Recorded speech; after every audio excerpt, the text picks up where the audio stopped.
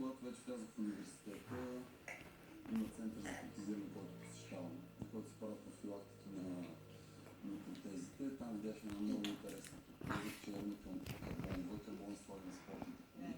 И се поинтересувах и тогава всъщност разбрах, че тя е на Стела Ена. Нашата паралимпийска шампионка по заявяване в момента. Тя всъщност ме насочи и тя ме вкара в спорта.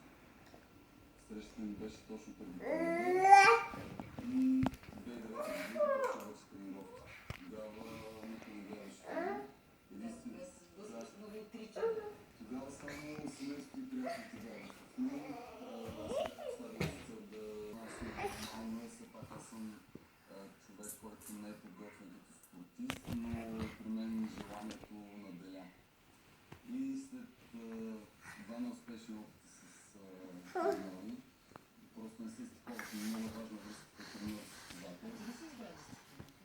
Да, това е интересно, че още като малък, когато съм гледал леката, един да съм харесал скокна на дължина и спринт на страна. Избрах с тези дисциплини, имах физически това са доста тежки дисциплини. Изискват тренировки 6 пъти в седмица, няколко 2 пъти на ден. Изключително